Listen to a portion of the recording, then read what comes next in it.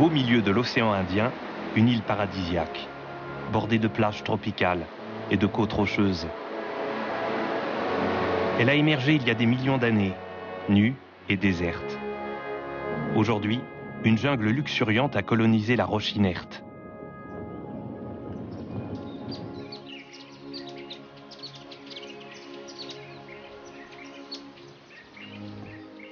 Ici, l'évolution poursuit son cours comme nulle part ailleurs sur le globe. D'un côté de l'île, des forêts denses qui recouvrent un volcan éteint.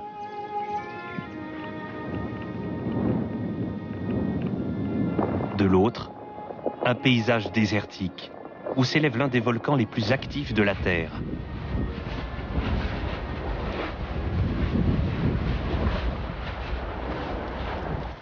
Un parc national préserve les richesses et les contrastes de ce paradis tropical qui est aussi une île de feu. Bienvenue à La Réunion.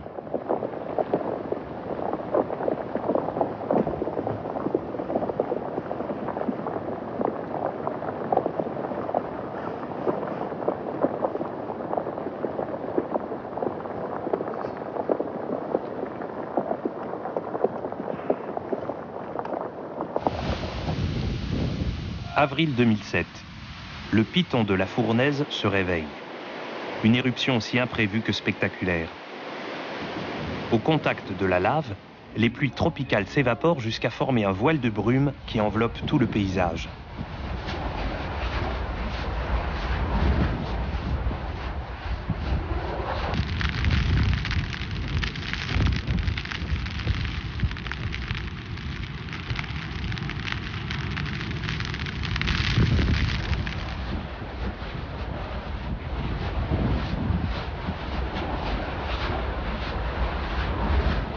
Plus de 100 mètres cubes de lave éjectés par seconde.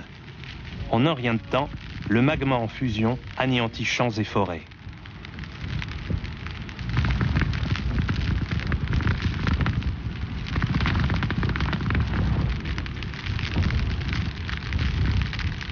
Dans l'est de l'île, la lave bloque la route principale.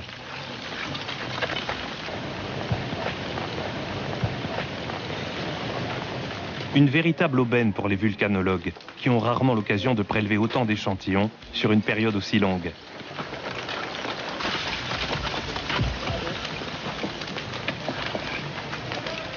Les masses de lave gagnent quelques hectares sur la mer.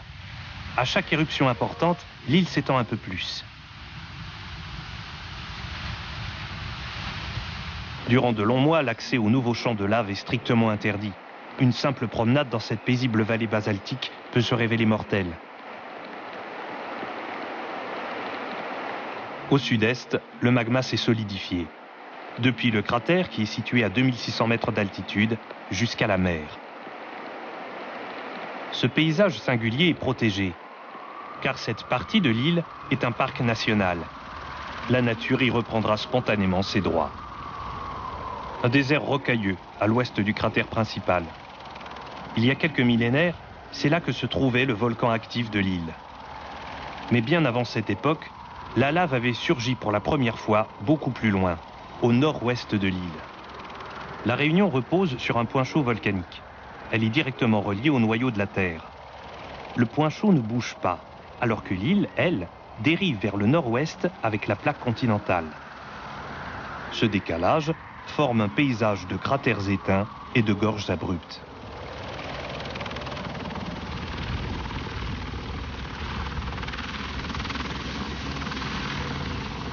C'est sous Louis XIV que les premiers colons prirent possession de l'île. Ils décrivirent alors un paradis avec une faune et une flore foisonnantes. Des oiseaux surtout, variés, bigarrés. Des tourterelles, des perroquets et aussi une espèce légendaire, le dodo, désormais éteinte. Aujourd'hui, l'île accueille d'autres espèces, comme les tisserins africains. Ici, ils peuvent construire leurs nids et élever leurs petits, car les prédateurs sont beaucoup moins nombreux que sur le continent.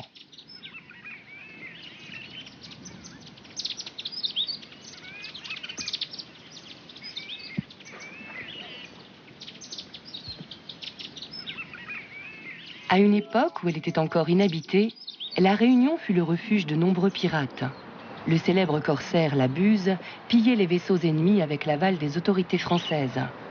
Vers la fin de sa vie, le soutien de la France lui fut retiré, mais il continua malgré tout à semer la terreur dans les mers du Sud.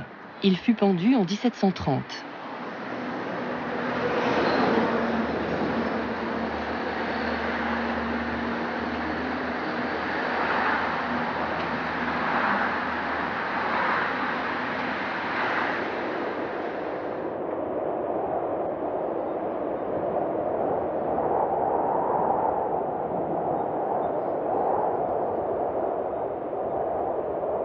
La Réunion est une île à deux visages.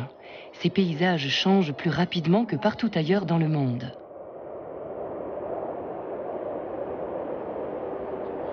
Alors que l'ouest est baigné par le soleil, les hauts plateaux de la partie orientale sont souvent couverts d'un brouillard dense. Les vents puissants assèchent les plaines dénudées et ralentissent la progression de la végétation.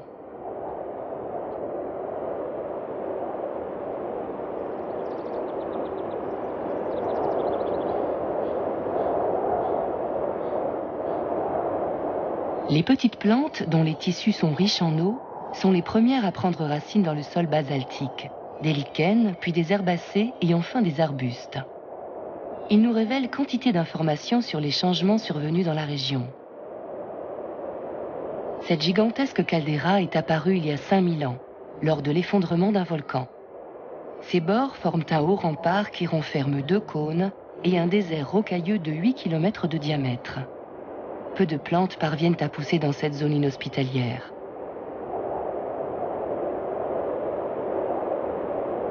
Le petit formica-léo est éteint depuis longtemps.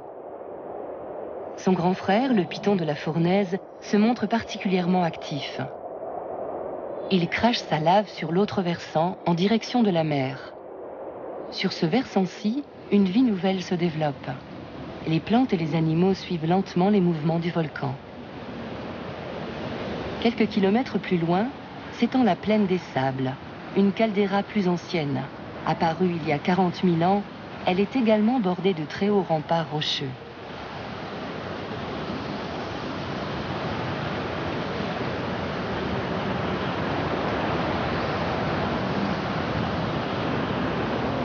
Ce désert de scories est particulièrement inhospitalier.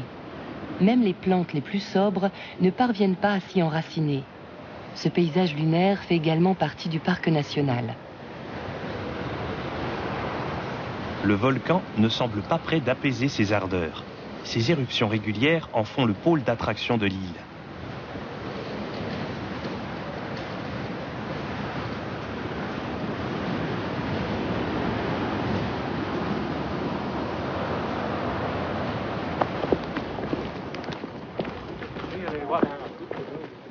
Scientifiques, observateurs ou simples touristes, tous empruntent ce sentier pour se rendre au plus près des 2 grands cratères du Python de la Fournaise, le Dolomieu et le Bory.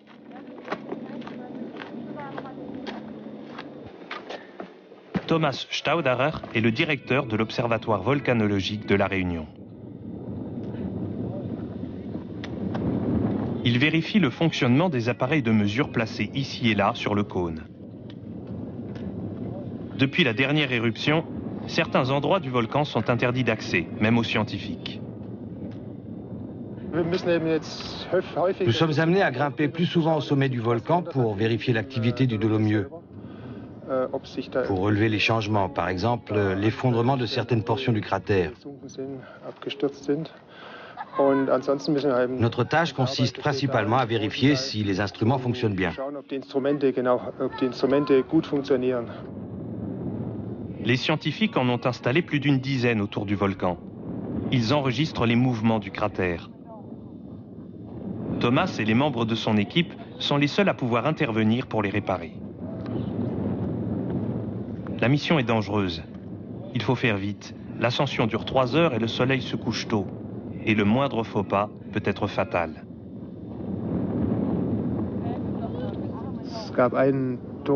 Il y a eu un accident mortel. en 2003. Il y a aussi eu des disparitions, et pas seulement au moment des éruptions. Des gens se sont perdus. Cette région est vraiment inhospitalière. Le brouillard s'installe très vite.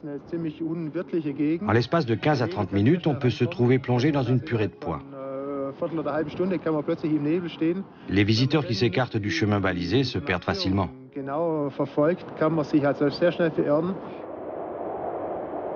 Le risque est encore plus élevé aujourd'hui, car le volcan a changé de physionomie. Les autorités du parc national mettent en place un réseau de pistes sécurisées, afin que les visiteurs puissent découvrir les merveilles de la réserve sans courir de danger.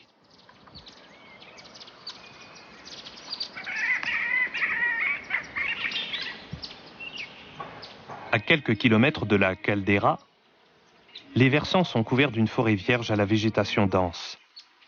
Le taux d'humidité est élevé et les températures tropicales. L'idéal pour de nombreuses espèces de plantes. Les fougères sont typiques de cette forêt vierge qui est très jeune sur le plan géologique. Les forêts nébuleuses de la Réunion abritent 230 espèces de fougères, soit 10 fois plus que sous nos latitudes. Certaines font plus de 4 mètres de haut, et toutes n'ont pas encore été inventoriées.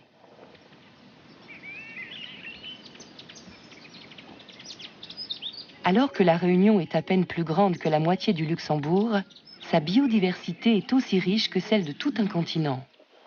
Les scientifiques y ont déjà répertorié près de 200 microclimats, abritant une faune et une flore particulières.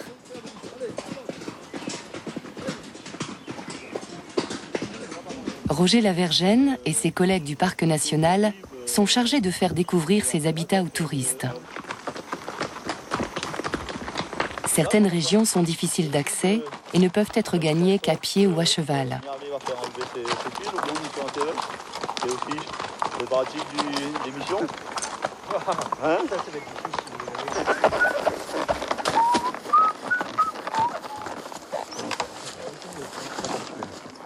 Nous avons deux îles dans une.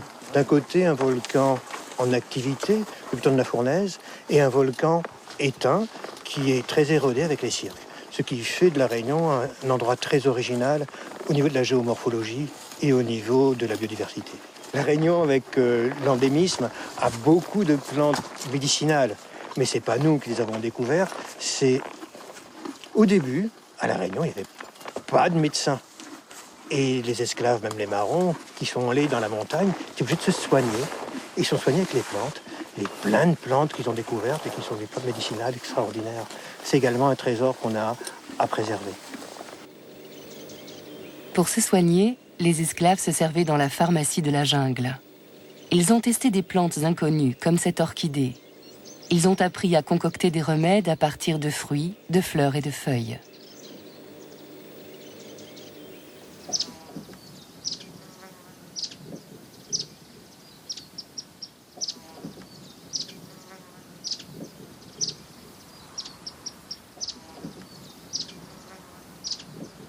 Même les plantes épiphytes, qui colonisent les branches supérieures des arbres, faisaient partie de leurs plantes médicinales. Ce savoir s'est toujours transmis de génération en génération. Il est cependant aujourd'hui pratiquement oublié.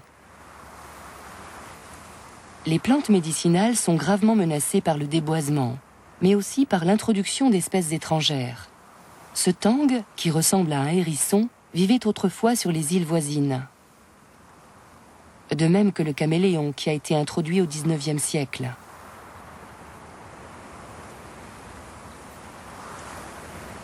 Les petits oiseaux forestiers font partie des premiers habitants de la Réunion. Ils font l'objet d'une protection toute particulière.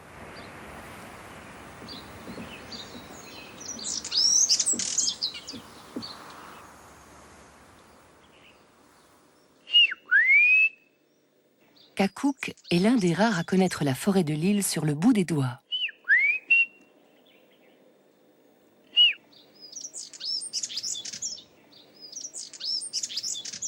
Souvent, quand tu appelles comme ça, quand il y en a pas mal, donc tu les revois autour, ils se rapprochent.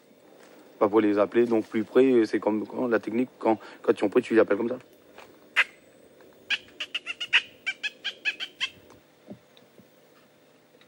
Kakouk, de son vrai nom Franz le Doyen, est l'un des derniers tisaneurs, les guérisseurs de l'île, est l'un des meilleurs spécialistes des effets thérapeutiques des plantes de la Réunion.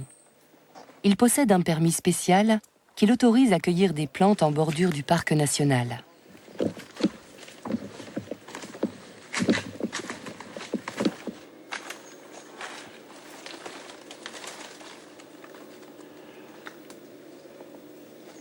Et généralement, on devrait avoir donc un gros pied de langue à poivre en haut. C'est une liane principalement.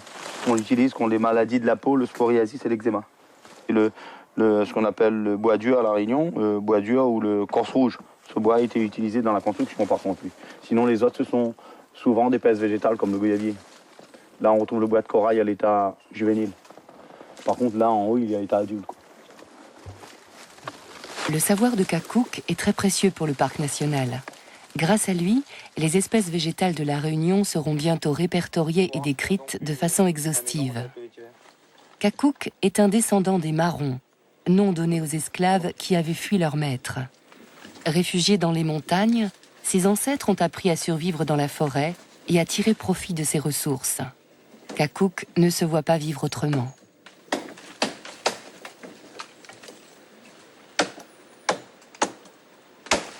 En fait, depuis l'âge de 6 ans, je partais en forêt avec mon père. Et à l'âge de 15 ans, je partais tout seul. J'allais récupérer les plantes tout seul pour en livrer aux grands tisaneurs. Parce que j'ai eu connaissance de ces plantes dans la forêt par rapport à mon père, qui était tisaneur, mais aussi j'ai eu pas mal de connaissances avec d'autres tisaneurs. Et c'est depuis mon plus jeune âge, quoi. En fait, je partais rarement à l'école. C'est vrai que je suis parti à l'école, mais j'étais plus souvent en forêt avec mon père qu'à l'école, quoi. L'Université de La Réunion s'intéresse également beaucoup à ce savoir. Les scientifiques ont également recours au savoir de Kakuk pour orienter leurs recherches.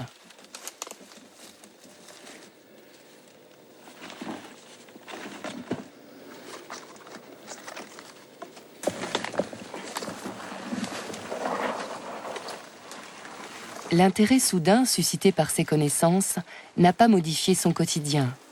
Ainsi, Kakuk continue de sillonner les forêts pieds nus en quête de plantes médicinales.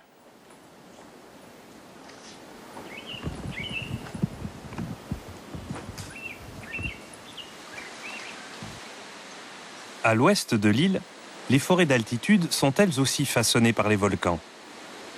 Le paysage est constitué d'anciens cratères, de crevasses et de fissures. Les trois cirques, Mafat, Sillaos et Salazie, sont caractéristiques de cette région. Cernés chacun de remparts abrupts culminant à plus de 2000 mètres, ils se rejoignent comme les feuilles d'un trèfle. Les ruisseaux et les torrents creusent de profonds sillons dans les montagnes et se jettent du haut des gorges.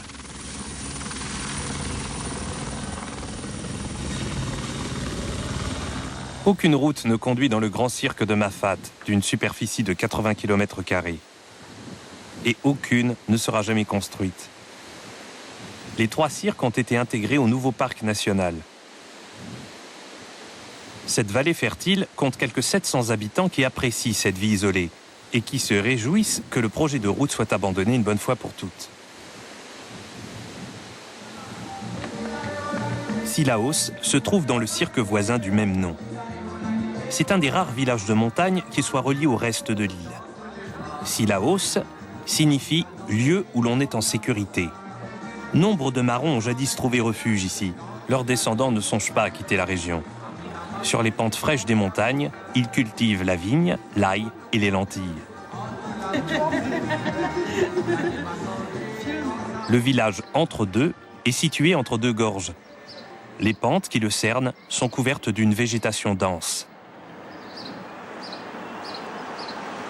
Un village typiquement créole, avec des maisons en bardeaux décorées de lambrequins. Les créoles sont nés de brassages entre différents peuples de l'île.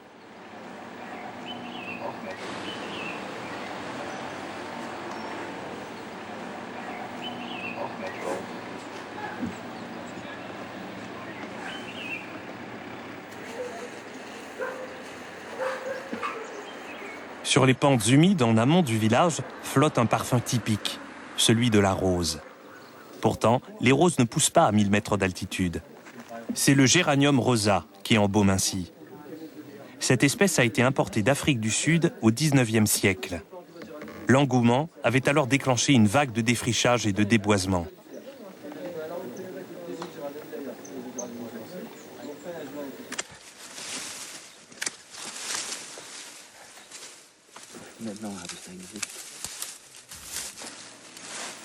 Voilà.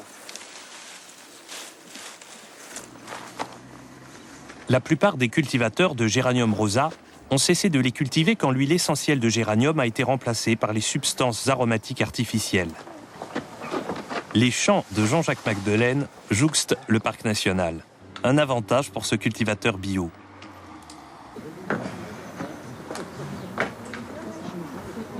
Jean-Jacques n'a jamais renoncé. Lui et ses aïeux n'ont jamais misé sur la quantité, mais sur la qualité. Grâce à ses produits 100% biologiques, Jean-Jacques a su conquérir de nouveaux marchés.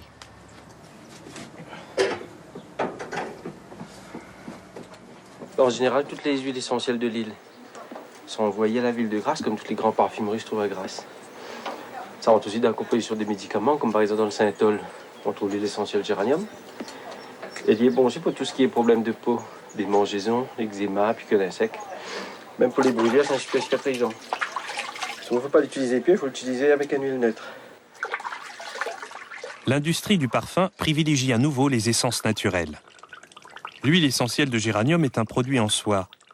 Elle n'est pas seulement un substitut bon marché de l'huile de rose.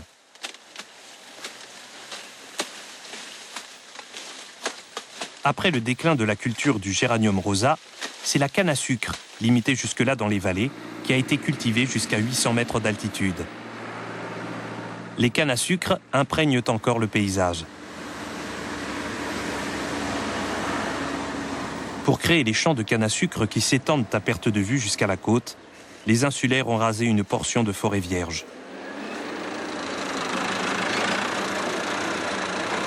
Plus de la moitié des terres cultivées de l'île produisent de la canne à sucre. Le sucre reste le premier produit d'exportation de la Réunion. Pourtant, sa culture n'est pas lucrative. Mais cette activité est fortement subventionnée.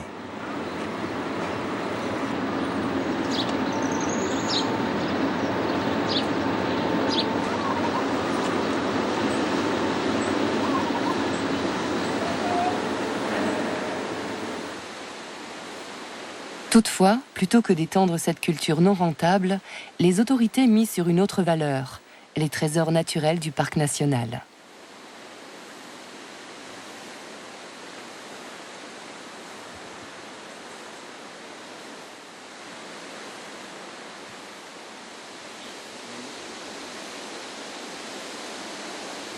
La vanille contribue aujourd'hui encore à la renommée de l'île. Les vanilliers ont besoin des arbres sauvages pour pousser. Cette plante aromatique est originaire du Mexique et a été introduite ici en 1819.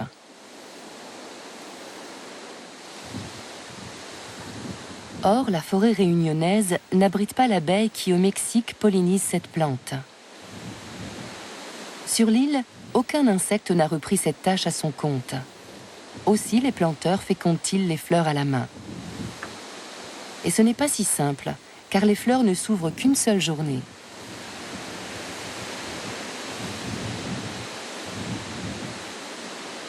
Le vanillier est une plante grimpante de la famille des orchidées. Il pousse dans les forêts peu denses et grimpe aux arbres pour se rapprocher de la lumière.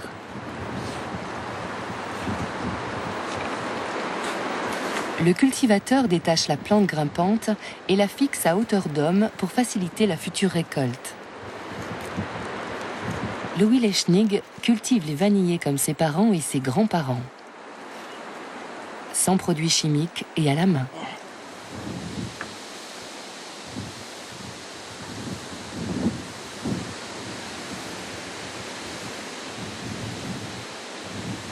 Donc le sol volcanique est très riche, mais difficile à travailler. Pas de mécanisation. Et c'est un sol qui draine bien l'eau. Ça pleut beaucoup d'eau ici, 4000 mm par an. Et si le sol est argileux, la vanille va mourir. Les gousses de vanille mûrissent en 7 mois. La récolte dure plusieurs semaines. Louis vérifie quotidiennement chaque plante pour cueillir les gousses mûres. et peu après pour féconder les fleurs ouvertes. Le travail manuel n'est pas terminé. Les gousses vertes ne déploient leur délicieux arôme qu'après un long processus de fermentation. Mais les efforts consentis sont payants. Les arômes biologiques de qualité supérieure sont très demandés, ce qui est très bon pour Louis et pour l'île, et aussi pour Cacouk. Les deux hommes exploitent la forêt sans lui nuire. Le tisaneur sent que l'engouement pour les plantes médicinales connaît un regain. Dominique, ben ça de là. Normalement, on peut acheter ça. Il y a des autres, non? Là, le morceau de plus dur, plus c'est dedans. Non? Ouais, l'impression à scoliose dessus. Ah bon? Là.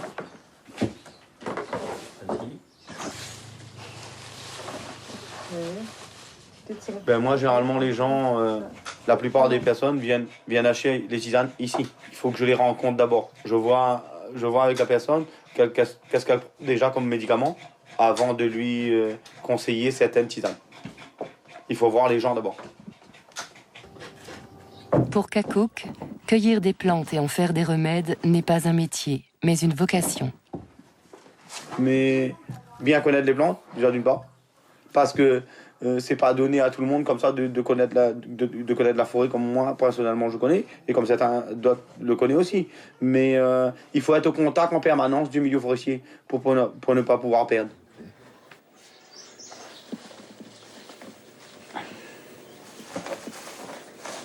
Cacouk transforme lui-même les plantes, les fruits, les écorces et autres parties végétales sous forme de tisane ou d'extrait d'alcool.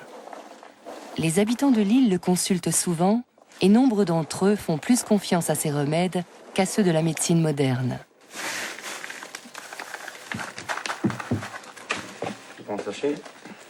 Cacouk ne veut pas faire concurrence, il veut coopérer. Régulièrement, il livre à un laboratoire de Saint-Denis des échantillons de produits qu'il a récoltés. Les substances qu'ils contiennent sont alors analysées. Dans son jardin, Cacouk cultive les plantes médicinales les plus connues. Après les avoir traitées et séchées, il les conditionne en sachets et les vend à des marchands ou sur les marchés.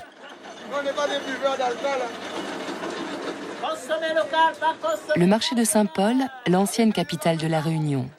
Ici, mieux que partout ailleurs, la gloire ancienne de l'île est encore perceptible.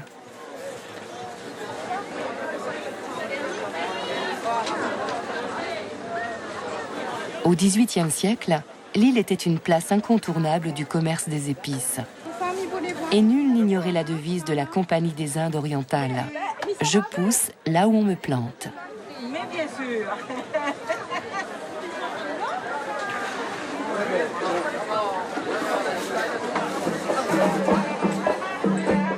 Les ancêtres des insulaires sont originaires des 5 continents. Tous sont créoles, quelle que soit leur provenance et leurs croyances. Un quart de la population réunionnaise a des origines indiennes. Après l'émancipation des esclaves au XIXe siècle, ils sont arrivés par milliers pour travailler dans les plantations de canne à sucre, alors en pleine expansion.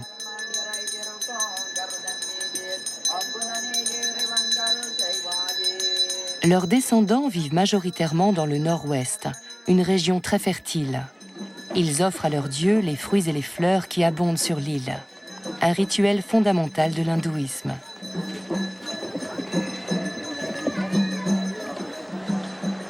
Quel que soit leur culte, les Réunionnais sont animés d'une grande spiritualité. Les différentes religions, de l'islam à la chrétienté, se côtoient dans le respect absolu.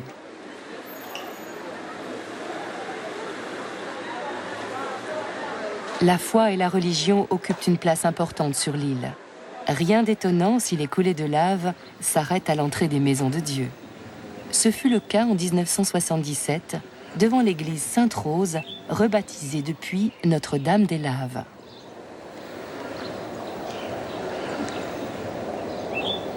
L'activité volcanique est sensible partout sur l'île. Une puissance phénoménale bouillonne dans le sous-sol. Mais nul volcan au monde n'est aussi prévisible que le Piton de la Fournaise. Ces éruptions sont réglées comme du papier à musique. Ce laboratoire naturel gigantesque est une aubaine pour les vulcanologues.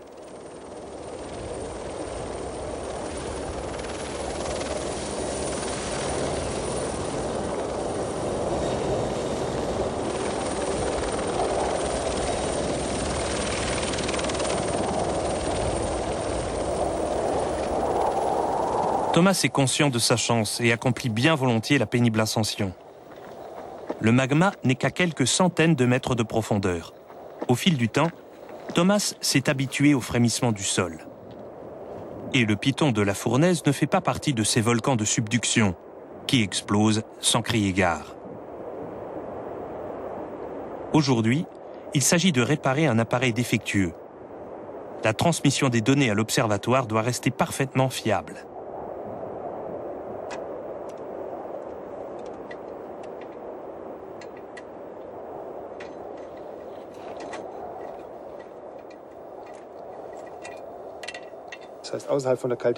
On est pratiquement sûr qu'en dehors de la caldeira, il n'y aura pas d'éruption. En tout cas, pas plus d'une au cours d'un millénaire. Les volcans de subduction, eux, sont beaucoup plus imprévisibles. Leurs éruptions n'ont lieu que tous les 10, 20 ou 100 ans. À La Réunion, les éruptions sont bien plus fréquentes. Nous avons parfois de 2 à 4 éruptions volcaniques par an. Ici, le danger n'est pas d'être surpris par une éruption soudaine, mais d'être entraîné par l'éboulement d'une partie des lèvres du cratère. L'éruption d'avril 2007 fut d'une violence inouïe. Le sommet du Dolomieu s'est effondré de 300 mètres, entraînant la chute de millions de tonnes de roches. La plupart des instruments de mesure de l'observatoire ont été ensevelis sous les scories.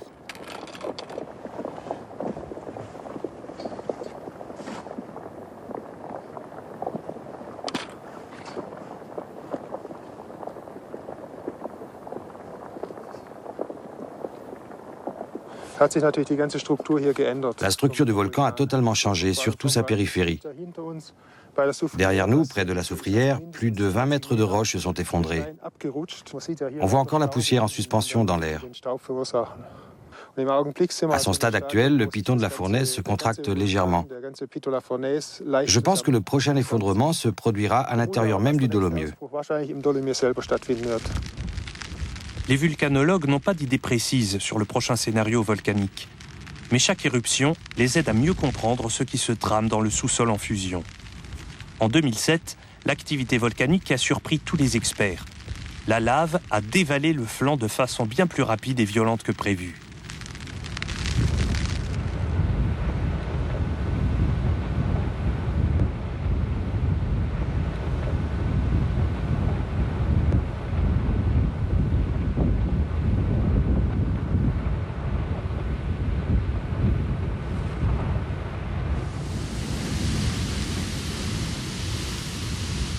Plus le déversement de lave dure longtemps, plus les coulées mettent de temps à se refroidir.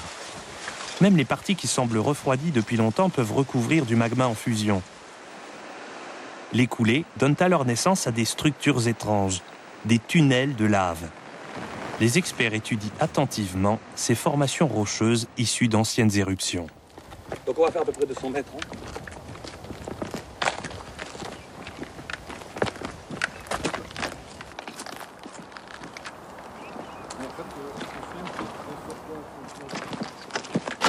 Roby Soriano est un spécialiste des tunnels de lave. Il a grandi sur l'île et a observé toutes les éruptions volcaniques qui ont eu lieu depuis son enfance. Il a exploré quantité de grottes et de tunnels. Aujourd'hui, il les fait visiter au personnel du parc et à différents officiels. Demain, il espère pouvoir les faire découvrir aux touristes. La lave a coulé tel un torrent. La couche de surface a durci, alors qu'en dessous, le magma en fusion poursuivait sa course. Lorsque le flux de lave s'est tari, il a laissé place à un immense tunnel. Avec une apparition de stalactites. L'aspect de la paroi interne est façonné par l'eau de pluie qui imbibe la roche poreuse comme une éponge. On voit vraiment un petit peu Au fil des années, apparaissent des stalactites, comme dans une grotte. Ces tunnels sont un des nombreux sites d'études du laboratoire naturel au sein du parc national. En surface, la lave refroidie est soumise à d'autres forces. En peu de temps, la roche s'anime. Lichen, mousse et fougères sont les premiers végétaux à la coloniser.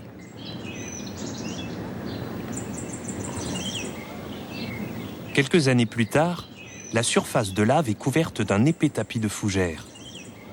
les matières organiques s'amoncellent et forment une fine couche de substrat offrant un habitat aux espèces végétales plus grandes. Les pluies régulières et les températures constantes favorisent une croissance rapide. Pour cette raison, La Réunion est le paradis des botanistes.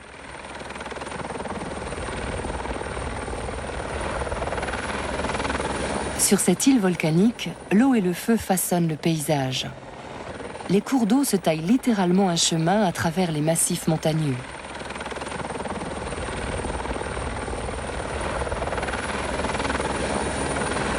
Lorsque la roche en surface est trop résistante, l'eau se fraye un passage à travers la roche volcanique poreuse. Et les chutes d'eau surgissent, innombrables, au sommet de gorges envahies par la végétation.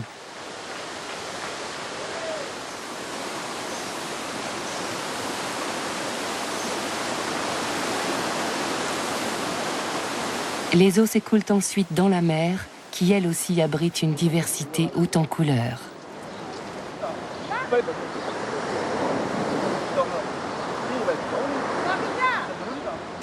L'endroit où le volcan et donc l'île semblent se terminer marque en fait le début du massif volcanique.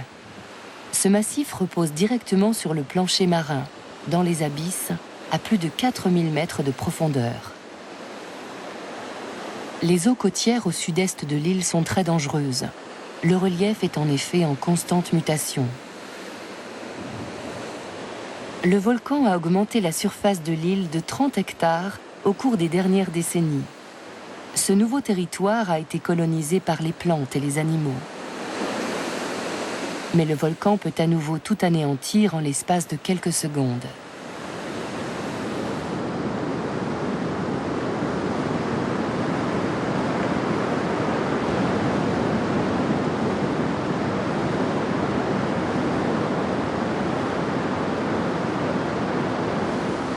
Au printemps 2007, les coulées de lave ont atteint l'océan Indien 12 heures seulement après la première éruption. La lave s'est ensuite déversée dans la mer des semaines durant.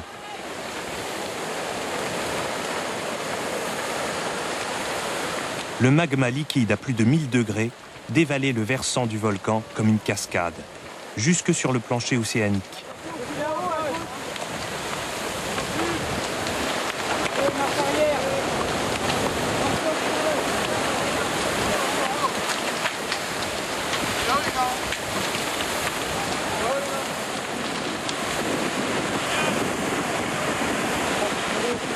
À certains endroits, le magma transformait la mer en une soupe bouillonnante. Une multitude de poissons ont ainsi été cuits et rejetés sur le rivage.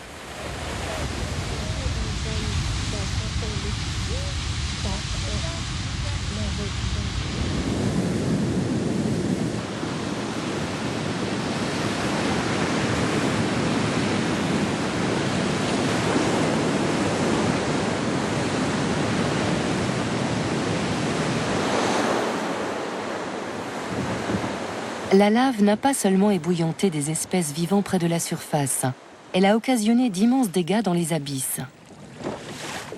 Les biologistes marins ont fait des découvertes stupéfiantes.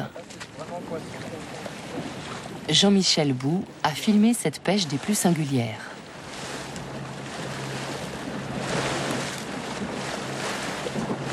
Et on commence à ramasser un premier poisson, un deuxième poisson, un troisième, et donc on avait des spécialistes de l'aquarium à bord du bateau qui se sont exclamés en disant « mais c'est incroyable, ces poissons, ce sont des poissons de grande profondeur.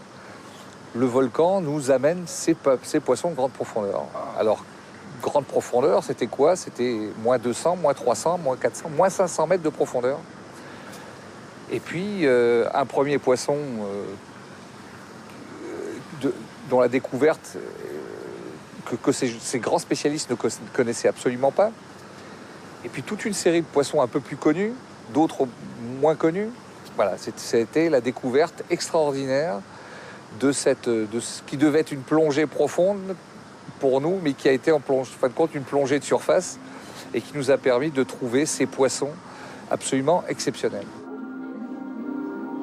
Les spécialistes de l'aquarium de La Réunion pensaient en effet connaître toutes les espèces vivant dans les eaux côtières de l'île, depuis les hippocampes jusqu'aux barracudas, en passant par les poissons-pierres et les chirurgiens.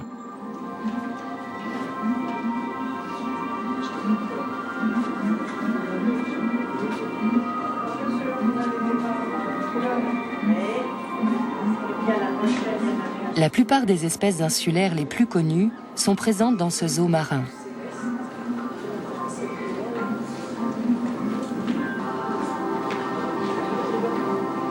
L'aquarium est bien plus qu'un zoo. Dans les coulisses, les biologistes œuvrent à la protection de la nature. La découverte d'espèces des grands fonds les a stupéfaits. Ils espèrent pouvoir les présenter un jour au public.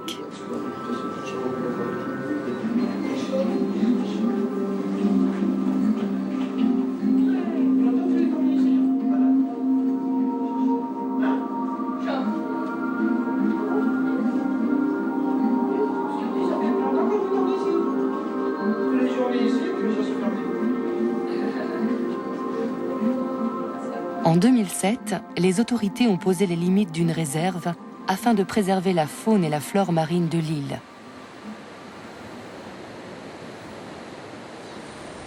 Ainsi, dans l'eau ou sur la terre ferme, La Réunion investit dans la protection de ses richesses naturelles.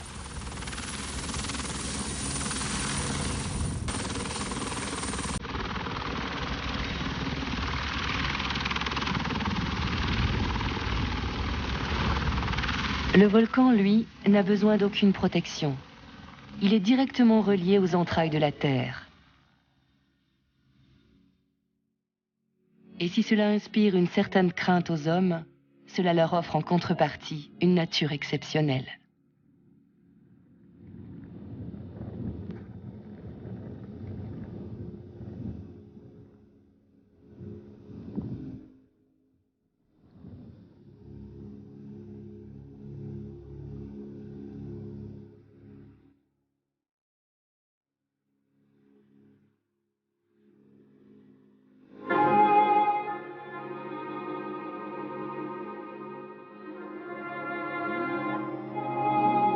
Demain, faisons un voyage fascinant et ondulant au Laos.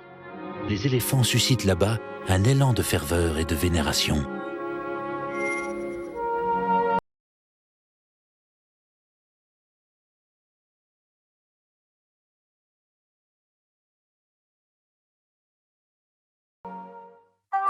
Dans un instant.